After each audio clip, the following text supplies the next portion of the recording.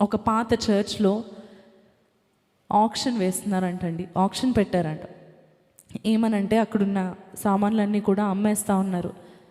చాలామంది వచ్చారు ఆక్షన్కి. మరి పాత చర్చ్ కదా, మంచి వింటేజ్ సామాన్లు వస్తాయని చెప్పి అందరూ చాలామంది వచ్చి అక్కడ ఆక్షన్లో పాల్గొంటూ అన్ని వస్తువులు కూడా త్వరగా అమ్ముడైపోతున్నాయి. పియానో త్వరగా కొనేసుకున్నారు. అక్కడున్న డిఫరెంట్ యాక్సెసరీస్ ఇవన్నీ కూడా గబగబా అందరూ కొనుక్కుంటా ఉన్నారు. మంచి ధరే కొడుతుంది, అన్నిటికీ మంచి ధర వస్తుంది. లాస్ట్కి ఒక వస్తువు మిగిలిపోయింది. ఎన్నిసార్లు దాని గురించి పాడినా ఎవరు తీసుకోవట్లేదు. అదేంటంటే అక్కడున్న ఒక వయలిన్. ఆ యొక్క చర్చ్లో చాలా ఏళ్ళుగా వాయించి పక్కన పెట్టేసిన ఒక వయలిన్ అక్కడ ఉండిపోయింది. చాలాసార్లు అడుగుతున్నారు, ఇంకా ప్రైస్ తగ్గించి అడుగుతున్నారు.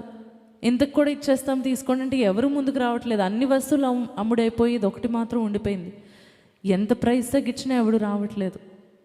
అప్పుడు ఆ జనమందరి మధ్యలో నుంచి ఒక పెద్ద ఆయన వచ్చాడు.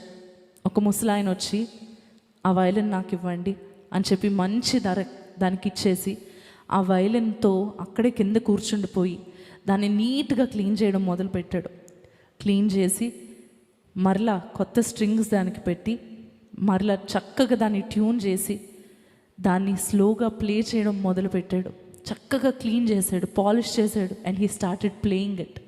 ప్లే చేయడం చూసి అనేక మంది దానికోసం ఎంతో వెల కట్టి ఎంతో వెల చూపించి నేను ఇంత కొనుక్కుంటాను ప్రైజ్ అక్కడున్న అన్ని వస్తువుల కంటే గొప్ప ప్రైజ్కి ఆ వయలిన్ అమ్ముడైపోయింది. హల్లెలూయా. ఎందుకండి? దాన్ని విడిపించగలిగినది, దానికి వెల కట్టగలిగినది, దానికి వెల మరలా ఇచ్చేది దాని క్రియేటర్ మాత్రమే. ఆ వ్యక్తి ఎవరో కాదు, ఆ వయలిన్ని ఒకప్పుడు తయారు చేసిన మాస్టర్.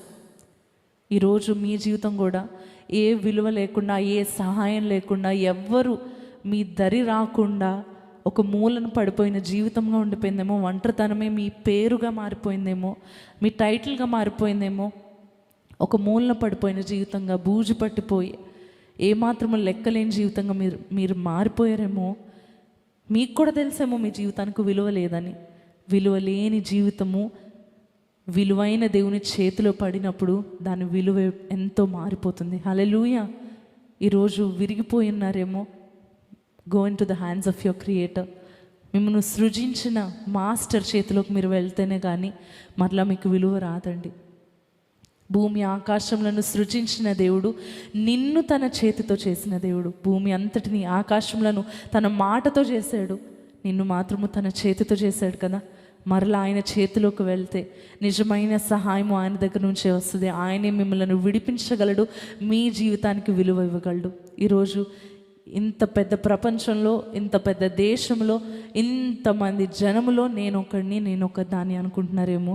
మీ విలువ లేదు అనుకున్న జీవితాన్ని ఆయన సహాయం చేసి విలువైన జీవితంగా మార్చగలడు. ఆమేన్.